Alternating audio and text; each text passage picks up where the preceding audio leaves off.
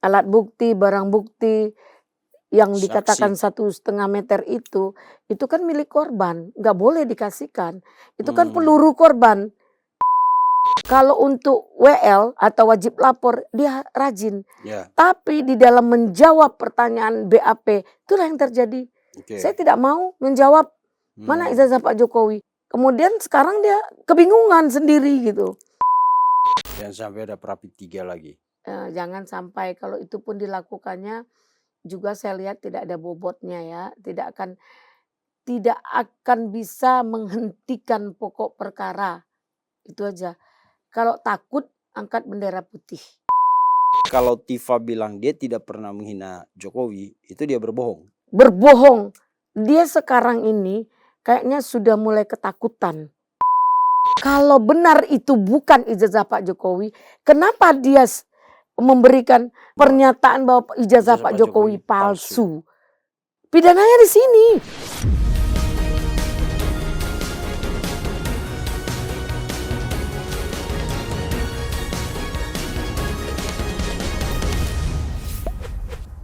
Selamat malam pemirsa cumi-cumi.com dimanapun berada. Senang sekali bisa balik lagi di spesial interview. Dan lagi-lagi hadir di studio kita Bunda Eli Daneti yang tersayang. Ini ibu kan update banget ya, ngikutin banget sidang perkara pencemaran nama baik Pak Jokowi dengan isu ijazah palsu. Kita mau bahas tentang persidangan Dr. Tifa yang minggu depan akan memasuki tahap putusan sela kalau tidak salah ya. Nah kemarin jaksa sudah menjawab eksepsi Dr. Tifa. Tapi satu hal yang paling menonjol yang selalu digaungkan oleh Dr. Tifa bersama lawyernya adalah kenapa berkas itu tidak diserahkan seutuhnya kepada mereka. Kan waktu itu mereka sempat lihat kali video yang waktu berkas itu dibawa ke kejaksaan tuh kan 1 meter tuh sampai dibawa pakai dorongan kecil, gerobak kecil itu kan. Mereka mau semuanya itu diserahkan ke mereka. Kalau menurut Bu Eli pengalaman bersidang emang begitu caranya? Sebenarnya kalau saya nanti menyampaikan pengacara mereka tidak memberikan pencerahan terhadap kliennya, memberikan briefing ketika mau beracara, mau menghadapi persidangan, itu kita nggak terlalu menjas ya. Namun dalam hal ini tahapan dalam KUHP itu ada rentetan peristiwa. Kalau itu boleh diserahkan kepada tersangka, yaitu BAP, terus BAP ahli, itu sesuai dengan pasal yang tertuang di KUHP 72 dan 75 ya KUHP. Namun untuk BAP tersangka yang dikasihkan, kalau BAP terlapor atau korban itu nggak boleh. Nggak boleh kan. Itu tertuang dalam KUHP 75 Pasal tahun 75. 2018 kalau saya nggak salah. Kalau di KUHP baru? Itu nggak ada perubahan. Nggak ada perubahan sama? Ya kan nggak semua KUHP itu ada perubahan. Oke, artinya berdasarkan KUHP yang tadi pasal 75 itu 72, 75 memang tidak semua berkas itu seutuh-utuhnya diserahkan ke terdakwa. Enggak. Jadi yang boleh diserahkan itu hak terdakwa, yaitu tentang BAP, keterangan alat bukti yang dari dia, salinan ya. Itu pun diserahkan salinan. Tapi kalau untuk BAP-nya korban, alat bukti, barang bukti yang dikatakan 1,5 meter itu kan milik korban, nggak boleh dikasihkan. Itu kan peluru korban. Apa nanti kalau dia nanya apa ini, itu kan dari pihak yang pembuktian dari pihak pelapor. Oke, tapi mereka keberatan karena dia bilang bagaimana kita mau menjawab berkasnya enggak. Mereka harus baca pasal 75. Itu kan ada berita acara dari penyerahan dokumen. Oke. Ya itu tentang bagaimana penyerahan tersangkanya, dokumen tentang saksinya, tentang ahlinya, tentang semua ada itu sekitar 9 item ada itu. Oke.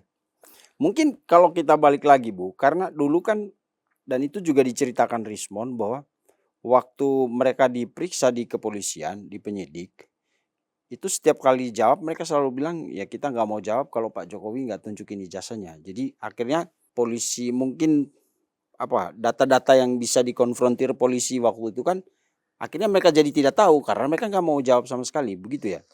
Inilah mereka itu kadang-kadang nggak pernah introspeksi diri, nggak mau tahu dengan tahapan hukum itu, dia seenaknya aja. Inilah yang merancukan dia dinyatakan dia kooperatif. Kooperatif. Kalau untuk WL atau wajib lapor dia rajin. Ya. Tapi di dalam menjawab pertanyaan BAP itulah yang terjadi. Oke. Saya tidak mau menjawab mana ijazah Pak Jokowi. Kayaknya dia kalau orang Sumatera bilang anggar jago. Masa saya nggak mau. Ini saya nggak mau. Saya nggak jawab. Saya nggak ini. Jadi kemudian sekarang dia kebingungan sendiri gitu. Karena dia tidak bisa membaca arah penyidikan itu kemana kan. Dari pertanyaan pertanyaan penyidik itu harusnya kan tahu. Oh berarti kayaknya tentang peristiwa ini gitu ya. Ya. Tapi nggak mau jawab. Nah sekarang berarti mereka ke persidangan juga tidak dengan bukti tandingan. Saya katakan mereka tidak punya saksi yang confident ya, yang benar-benar ya. Saksi yang meyakinkan. Ya, saksi yang menguntungkan untuk mereka, saksi ada cat yang keberpihakan. Terus mereka sulit kita nyatakan bahwa dia punya bukti. Kenapa? Buktinya itu tidak akan relevan. Karena bukti itu harus diuji. Nah, apakah penelitian dengan bukti-bukti yang dimilikinya sudah pernah diuji sesuai yang sudah sertifikasi?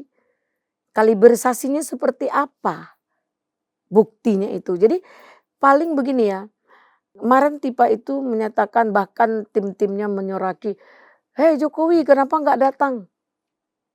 Nah gitu kan, "Kami menunggu Pak Jokowi," kata Tifa. Makanya saya minta kepada pengacaranya supaya nggak malu-maluin, kasih tahu. Ini kan sidangnya kan ada tahapan. Ada pembacaan dakwah, ada jawaban jaksa, ada eksepsi, terus putusan sela, kemudian baru masuk pokok perkara. Di mana pokok perkara diawali dengan yaitu pembuktian dan kesaksian. Nanti mungkin bisa saja kesaksian awal itu Pak Jokowi yang hadir. Oke, jadi nanti bukti-bukti itu akan dibuka ketika masuk di sidang pembuktian gitu ya? Iya. Nah, jadi harusnya jangan nyorakin Pak Jokowi nggak datang. Nanti Pak Jokowi datang, dia cuma datang sekali. Iya, karena saksi pelapor kan. Saksi korban dan saksi pelapor. Jadi dia akan menyampaikan, tanyalah dia saat itu. Baik jaksa mau memberikan pertanyaan maupun pengacara-pengacara mereka. Nanti kan disampaikan itu, ini ada ijazah saya ini SD, ini SMP, ini SMA, ini S1 saya. Oke, langsung cukup sekali meninggalkan itu. Yang dipersoalkan pencemaran nama baik. Contoh, saya nggak pernah menghina Pak Jokowi. Pak Jokowi yang menghina saya. Kenapa saya dilaporkan? Kata yang pelayan fiktif itu ya, Tifa itu. Terus yang menjadi kita ini ada beberapa orang menyampaikan kepada saya, mereka sangat sakit hati sekali dengan sikap Tifa ketika bilang begini, otak Pak Jokowi itu kecil, dikatapel saja biar otaknya jalan. Itu bahasa apa? Sangat kurang ajar. Dengan seorang perempuan yang bergaya muslimah, dibela-bela lagi sama Muhammadiyah ya. Apakah orang Muhammadiyah seperti itu, perempuan Muhammadiyah? Enggak. Artinya kalau Tifa bilang dia tidak pernah menghina Jokowi, itu dia berbohong. Berbohong. Dia sekarang ini kayaknya sudah mulai ketakutan. Tapi emang hukum kebohongan itu berlaku kali ya Bu ya? Sekali lu berbohong akan berbohong terus. Ya. Dari awal bohong ya bohong aja terus sampai sekarang. Ya, berbohong dengan kebohongan, menutupi kebohongan, bohong lagi gitu. Nah, dia selalu hari ini apa yang disampaikannya di statement yang lalu, dia bilang nggak pernah. Itu yang diterbitkan orang sekarang, ditimbulkan kemarin. Dia bilang, saya nggak pernah bilang ijazah Pak Jokowi palsu, ditayangkan. 100%. 100%. Yeah. ada lagi yang bikin ini tidak kondusif. Nah, itu pernyataan-pernyataan seperti itu akan berdampak nggak kepada keputusan akhir nanti? Sangat Memberatkan itu ya? memberatkan. Seperti kemarin kita ini jadi saksi aja, jangankan jadi orang-orang dia tersangka untuk menguji materi dalam pokok perkara itu, jika salah-salah ngomong, Hmm. aturan perkara kita ditahan 2 tahun bisa tahan 10 tahun. Nah itulah, bahasa hukum itu harus tertata dengan baik. Oke, mereka juga persoalkan soal jurisprudensi pengadilan Jakarta Timur. Kan menurut mereka kejadian itu banyak di daerah mana, di daerah selatan atau apa, atau pusat. Kenapa pengadilannya, pemeriksaan berkasnya Jakarta Selatan, pengadilannya di Jakarta Timur? Mungkin mereka tidak membaca atau pengacaranya tidak memberitahu kepada semua tim mereka, bahwa sidang di situ kan sudah dikasih tahu. Kenapa sidangnya di Jakarta Timur? Karena renovasi pengadilan Jakarta Jakarta Selatan. Selatan dan ini sidangnya akan banyak orang yang datang, tidak memenuhi kapasitas kalau di Jakarta Selatan. Itu aja Prapit aja Jakarta Selatan udah tergendala sidang yang lain. Jadi karena gedung baru Jakarta Timur, luas, bertingkat, ini tidak mengganggu aktivitas di ruang sidang lain gitu. Makanya numpanglah di situ, ditempatkanlah di situ. Kan udah diberitahu gitu. Oke. Ini penggorengan saja. Suka goreng sih mereka ini. Lalu ini Bu, yang paling substansial sebenarnya soal objek penelitian. Kan Tifa bilang, saya kan nggak meneliti ijazah Pak Jokowi. Saya meneliti foto ijazah yang diupload oleh Dian Sandi. Jadi dokumen yang dia teliti itu bukan dokumen Pak Jokowi, tapi dokumennya Dian Sandi. Nah, ini menambah dia masuk ke dalam lubangnya sendiri. Lubang apa itu? Bahasa dia itu bahasa menjerat dirinya. Kalau kita akui dia tidak mungkin mendapatkan ijazah Pak Jokowi yang analog. Karena ijazah Pak Jokowi itu kan yang analog, yang aslinya. Yang ijazah ini kan yang di scanning. Di-scan. Terus itu yang dinyatakan. Yang disampaikannya tadi bahwa kami cuma mengambil ijazah yang dari Dian Sandi. Bukan ijazah Pak Jokowi. Bukan ijazah Pak Jokowi. Kalau benar itu bukan ijazah Pak Jokowi, kenapa dia memberikan pernyataan bahwa ijazah Pak Jokowi palsu? Pidananya di sini. Dia harus tahu diri. Jadi blunder juga dia membela, maksud hati membela Makanya diri. tidak diberikan briefing oleh pengacaranya. Apa-apa ini jawaban, ini jawaban. Baca itu dakwaan, cari pasal yang akan meringankan kita. Cari bagaimana ini untuk menutupi yang berat bisa jadi ringan. Jangan menjebloskan diri ke dalam aturan 5 tahun, 10 tahun, bisa 20 tahun loh diakumulasi. Akumulasi. Ya. Nah ini yang menjadi kita itu sedih gitu dengan mereka ini cara berpikirnya kok melompat hari ini besok dia lupa gitu.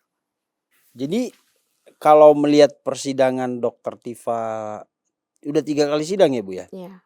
Dari 3 persidangan itu apa yang Ibu bisa simpulkan dari situ?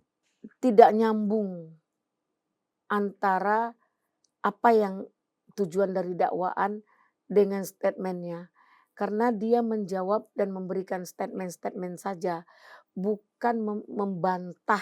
Saya akan melawan. Kita nggak boleh melawan lah. Bantah. Berikanlah hak bantah. Pasal yang diberikan. Oh ini saya pernah melakukan di mana ya. Ini videonya loh. Oh yang video ini ya saya gini. Maksud saya begini.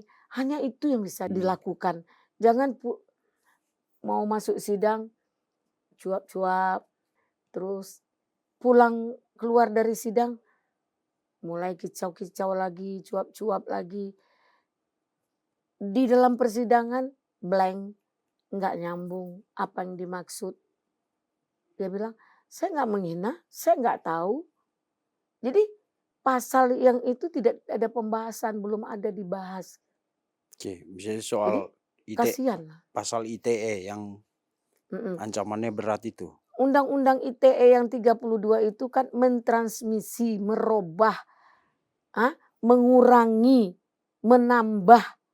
Jadi saya pernah punya klien, sepertinya ada seseorang mengirim video ke dia. Kemudian ketika di penyidikan, "Mana video itu, Bu? Orang ini minta video Ibu dihapus, mana? Coba lihat." Dilihat, "Bu, kirim, Bu." Karena dia merasa yang minta itu adalah pihak kepolisian, dikirim. Kena pasal transmisi dia. Langsung kena Undang-Undang ITE 32. Itu udah 2 tahun, 3 tahun yang lalu saya perkara itu. Dalam konteks Roy perkara Tifa, di mana unsur dia mentransmisi dan mengubah itu? Dia mendapat fotokopi dari Dian Sandi kalau benar. Atau fotokopi dari scan dia. Kemudian dia robah, dia besarkan, dia kecilkan. Dia menghilangkan, dia potong, menghilang dan mengurangi ya. Menambah, menghilang, mengurangi dan memindahkan. Ada yang dia potong itu? Dipotong, ini dipotongnya. Tampil di TV itu, di iNews itu Di crop. di crop. Ini tanda tangan orang ini tanda tangan orang ini. Itu termasuk kejahatan? Termasuk di dalam Undang-Undang 32 itu. Tindak pidana? Tindak pidana murni. Oke, artinya apa itu? Artinya dia melakukan berulang-ulang ketika tayang di TV dengan bangga fotokopi yang berbeda-beda. Ini lain gitu. Entah dari mana dia dapat. Ada perbedaan setiap fotokopi yang ditampilkannya. Kemudian dia upload. Kemudian dia rubah, dikecilkan, dibesarkan. Skalanya. Kemudian dihilangkan. Kalau ketika dia mengecilkan, tentu ada yang dihilangkan. Ya, data yang terkompresi ya. Ya. Terus kalau dia besarkan, tentu ada yang kapasitas ukuran dari setiap elemen di di ijazah situ itu. kan secara tidak langsung ketika kita zoom yang tadinya warnanya lengkap Bisa blur ya. Bisa blur. Jadi hilang. Itu yang Oke. terjadi ketika mereka nggak bisa lihat emboss dan watermark itu. Ketika ukuran skalanya skala diperbesar. ya, skala. Ketika HP-nya nggak mampu untuk menerima pengiriman itu, skala yang diterimanya dengan gambar yang kita kirim itu kan berbeda hasilnya. Ya, bisa blur. Ya. Kalau umpamanya HP kita yang mempunyai kapasitas yang tinggi, kita bahkan bisa dari HP kita bisa menayangkan ke dinding dengan skala yang sangat normatif gitu. Sangat normal. Ya, seperti layar tancap gitu. Layar apa namanya? Layar tancap. Bisa kita arahkan ke situ. Jadi dia jangan melakukan yang tidak sesuai dengan kapasitas dalam analisa-analisa itu. Kalau dia tidak memenuhi kapasitas AP-nya, tidak bisa untuk menayangkan itu dengan sesuai yang asli, maka pengertian orang akan berbeda gitu. Penerjemah akan melakukan perbedaan. Ini kok nggak kelihatan. Maaf, bisa-bisa yang tadi hidungnya tinggi kok kelihatan hidungnya pesek gitu. Yang tadi tai lalatnya ada kok hilang tai lalatnya. Atau emboss atau watermark-nya kok nggak kelihatan. Itulah karena kapasitas pengewarnaan itu, pencahayaan itu tidak sama gitu. Oke. Nah, Jadi argumentasi dia soal membantah penerapan pasal 32 itu bahwa dia tidak melakukan manipulasi lah istilahnya ya terhadap dokumen itu sama sekali tidak. Itu sungguh tidak beralasan dia untuk mengakui atau tidak mengakui dengan alasan-alasan yang tidak akurat ya, dengan alasan yang seolah-olah semaunya. Ketika penerapan pasal itu diuji oleh pihak penyidik. Karena penyidik nggak mau gegabah karena takut ini ada intervensi publik ya. Nah, apalagi mereka ini congornya itu pedas gitu. Nah, itu diteliti dengan benar, dimitingkan, ibarat kata mereka gelar perkara. bahkan mereka gelar perkara dengan yang terkait dengan jaksa, Oke. dengan utusan dari pihak seperti ini ya, kayak kemarin itu ada OJK-nya, ada ombudsman-nya gitu. Ombudsman. Ya, jadi Oke. semua itu nggak ada terlewatkan oleh pihak dari kepolisian. Kenapa saya mengikuti terus, saya nggak mau kecolongan, Oke. karena kami ini orang yang dihina ketika mendapatkan perdamaian dengan Pak Jokowi. Oke. Ini kemudian kalau bicara tentang pasal 32 dan 35 itu kan ini juga pasal yang sekarang sedang diupayakan oleh Roy Suryo lewat pra peradilan untuk minta hakim menghapus atau menghilangkan pasal itu dari berkas yang disampaikan oleh Roy Suryo. Tadi saya lihat baca di media Refli mengatakan tuh harusnya dikabulkan prapit itu karena mereka tidak yakin bahwa penyidik itu punya alat bukti yang cukup untuk menaruh pasal itu, Bu. Refli ini juga offside. Kenapa? Dia pintar tapi tidak cerdas dalam menyikapi perkara yang sedang dijalankannya. Kenapa saya menyampaikan di situ? Saya tidak memandang dia profesor, dia apa. Dia punya kelemahan, jadi jangan menganggap dia sempurna. Jadi jangan omongan dia itu merasa itulah kebenaran. Karena dia bilang, kalau hakim tunggal itu menolak, berarti hakimnya tidak relevan. Tapi kalau nerima hakimnya baik. Jadi maunya dia gitu. Jadi orang-orang seperti ini nggak perlu lagi ditanggapin. Proses aja dengan kebenaran dan proses dengan sebenarnya aja. Nggak penting kita dengarkan kicau-kicau dia yang tidak berbobot itu gitu. Nah, seperti Refli Harun menyampaikan bahwa itu tidak masuk dengan tidak dapat dibuktikan dengan alat bukti. Yang dinyatakan alat bukti 32 itu apa? Ngerti nggak dia? Di pasal 32 itu merubah, mengurangi, menambah. Merubah itu dengan men-zoom ditampilkan di muka umum itu udah perubahan. Lalu Itu namanya transmisi. Dialihkan dari yang asli itu kan sebesar ini. Dirubah, mentransmisi namanya. Dialihkan, dirubah, dibesarkan. Itu kan perubahan. Dasar apa dia berani melakukan itu? Ada legal standingnya? Ada izin dari pemilik? Nggak ada kan? Terus kemudian di crop fotonya, ditayangkan besar. Kemudian dipotong lagi tentang emboss, tentang watermark, tentang tanda tangan, tentang stempel. Ya. Semua dipotong-potong, ditayangkan. Habis dipotong, ditayangkan dengan kapasitas zoom, tentu dia Banyak yang berubah. bahkan bisa banyak hilang. sekali perubahan. Bahkan kabur gitu. Bahkan bisa hanya seperti garis kecil saja gitu.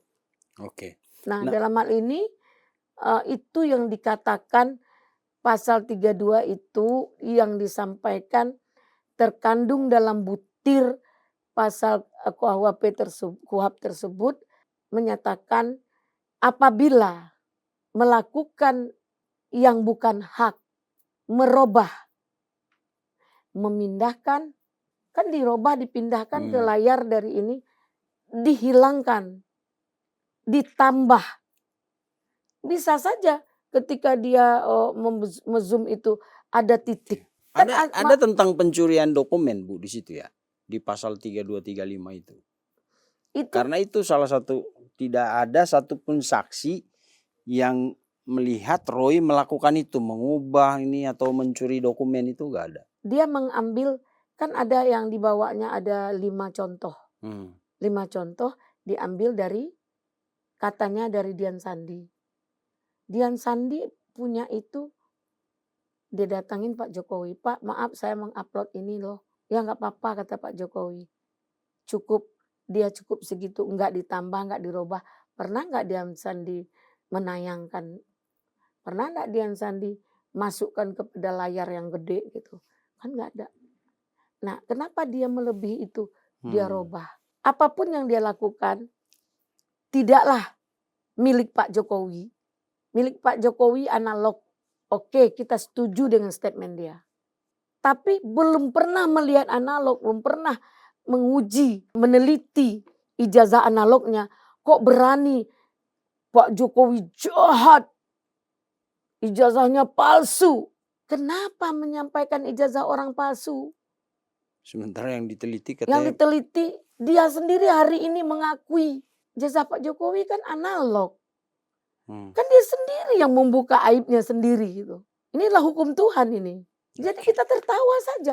Apa yang dilakukan oleh pengacaranya tentang memberikan edukasi dan memberikan pemahaman. Nanti kalau bersidang ini jawab ya. Kalau statement cukup di ranah ini. Nanti kalau ranah ini biar pengacara yang statement. Ini dia seperti melebihi profesor hukum gitu. Dr. Tifa ini. Dr. Tipa. Saat ini Dr. Tipa ya yang sedang menjalani ini Sidang eksepsi. pokok perkara. Mm-mm. Oke, sudah sampai eksepsi. Mm-mm. Kemudian Bu, yang terakhir ini ya, kan kita udah bahas banyak nih eksepsi. Jadi Senin itu putusan sela. Senin kalau saya nggak salah sidang berikutnya putusan sela. Apa itu artinya? Kalau putusan sela itu apa yang menjadi jawab bantahan dia dengan dakwaan itu. Dia didakwa dengan ini. Kalau dakwaannya itu dibantahnya, kemudian saya rasa itu tidak diterima karena bantahan dia dibantah lagi oleh jaksa. Kalau jaksa memenuhi bantahan dia dapat diterima atau ada yang sejalan, ada yang seiring dengan keterangan jaksa, mungkin putusan selanya diterima.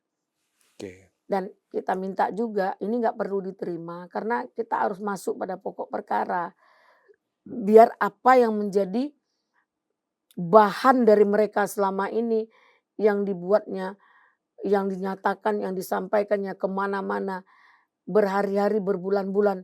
Bahkan dahsyatnya Tifa ini, saya telah mengirimkan pengaduan kepada Jinping, kepada PBB, kepada itu Amerika siapa?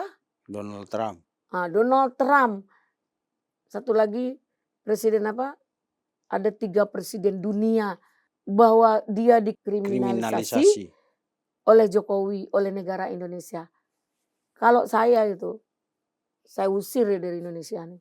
Mengadu domba bangsa, mempermalukan bangsa. Emang perkara ini sedahsyat itu. Ada ciputil-putilnya yang hilang kan tidak. Yang dikriminalisasi kan tidak. Yang pelanggaran HAM kan tidak. Dengan bahasanya yang action yang luar biasa lah. Examination. Eksaminasi itu artinya apa? Eksaminasi itu diuji kan.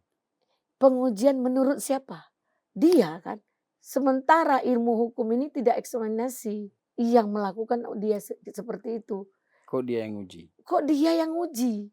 Inilah yang dikatakan dia itu sudah abuse of power. Melanggar ketentuan yang bukan dia haknya dia gitu. Nah inilah pidana murni itu. Oke.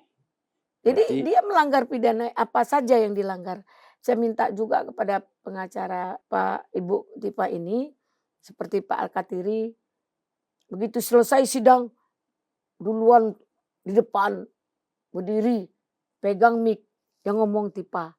Ya Allah, beginikah cara pengacara profesional? Ya kan? Kita kan tidak harus viral. Mungkin viral itu bukan kita hebat. Mungkin dia rendah hati jadi Tifa yang ngomong, dia yang megang mic. Mungkin enggak. Ya. Ini masih bau-bau oh dialah yang bisa, dialah yang benar. Oh terus omongan dia itu enggak benar. Akhirnya kan pecah dia sesama dia. Karena nawaitunya tadi hanya untuk egonya bahwa dialah seperti bersaing dan bertanding. Dia pahlawannya gitu. Dia pahlawan. Sedangkan seperti yang disampaikan Gofur, saya bangga jadi pengacara topi merah. Tentu lebih bangga dari pengacara Roy. Kemarin ini kan tidak ada namanya dari tim Roy. Nah, dia pandai merisik-risik, terjadi adu domba, masuk dia. Dia masuk itu kan baru kemarin. Bukan dari awal perkara. Ya, orang seperti ini bisa benalu namanya tuh. Membuang pohon Dia dibawa oleh Kozinudin. Bagaimanapun Kozinudin kan membawa anak ular gitu. Iya, tapi emang nggak ada yang ini sih mereka itu. Hah? Nggak ada yang apa ya? Berbobot. Nggak ada yang patut inilah dijadiin panutan kalau kelihatannya. Tapi ya setiap orang punya hak untuk menyatakan kebenarannya kan.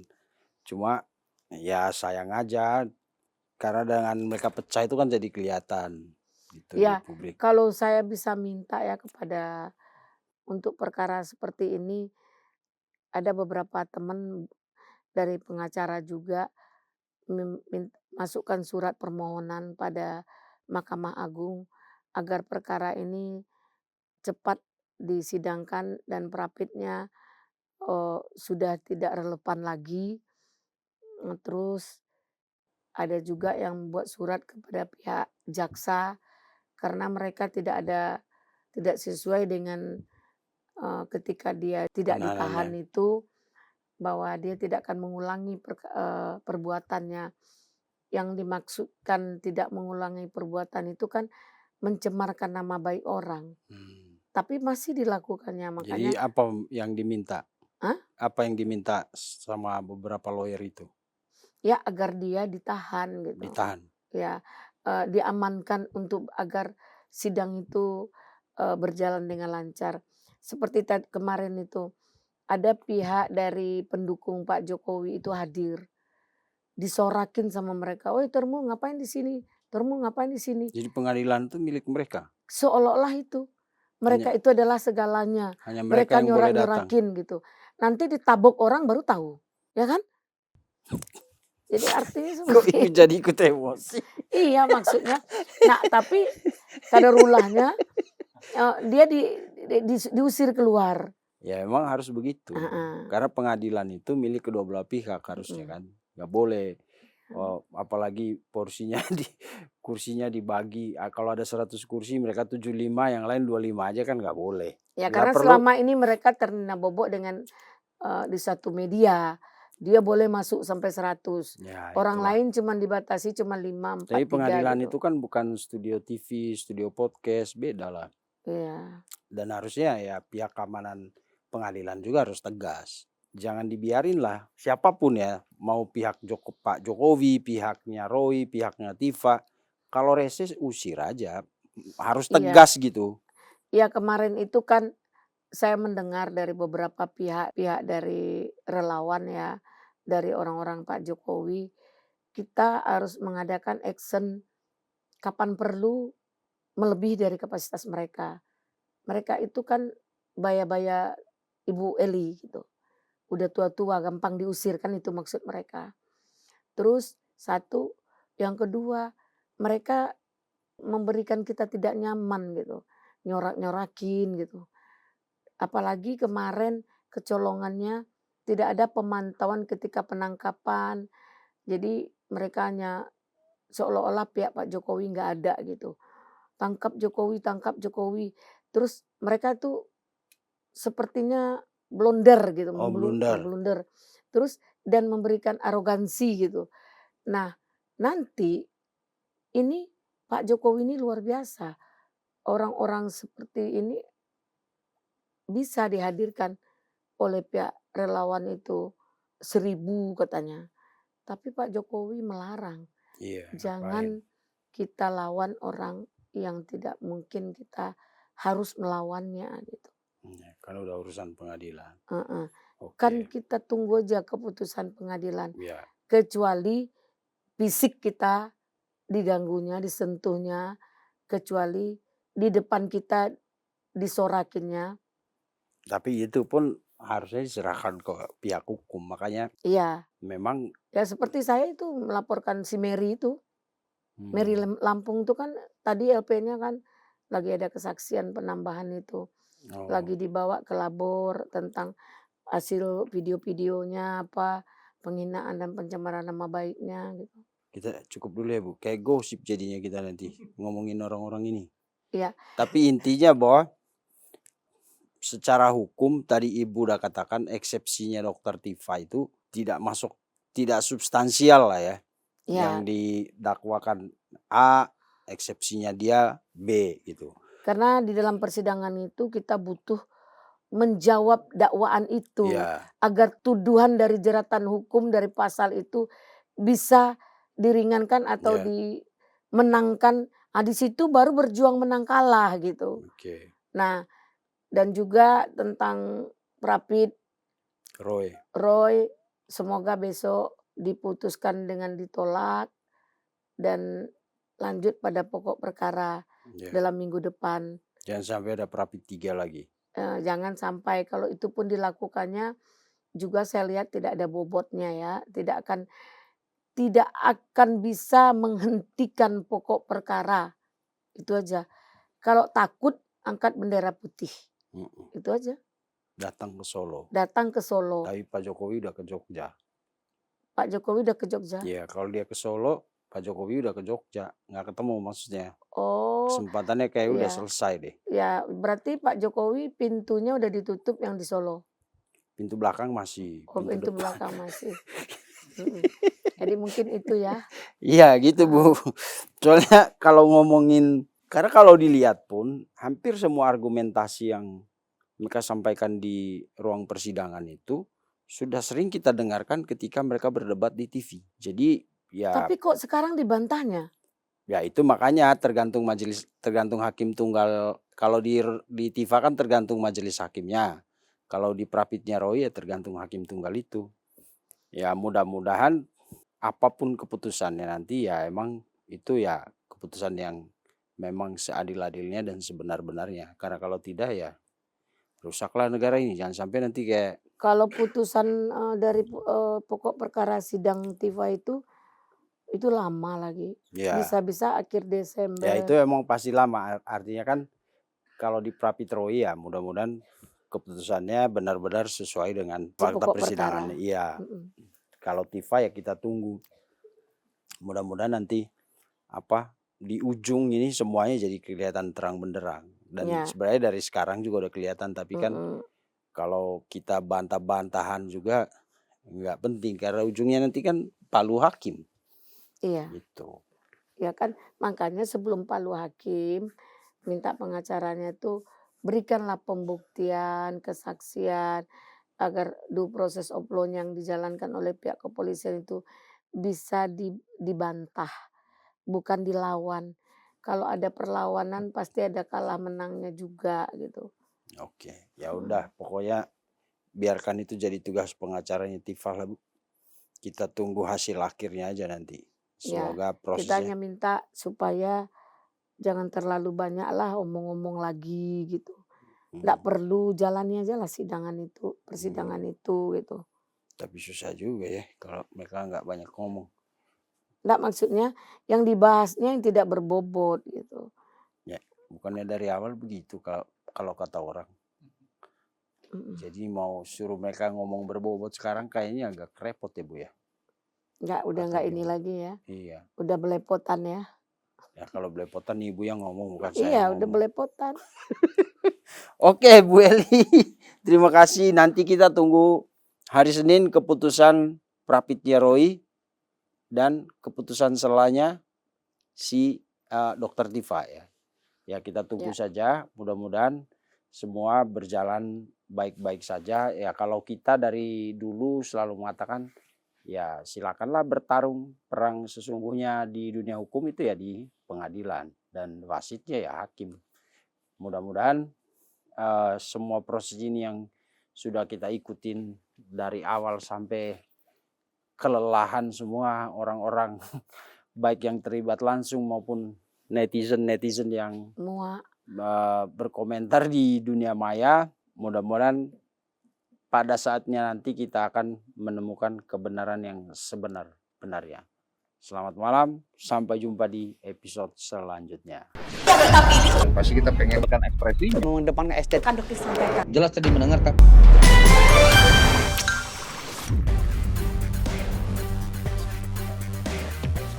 Terima kasih sudah menonton. Jangan lupa like, komen, share, dan subscribe video cumi-cumi.com.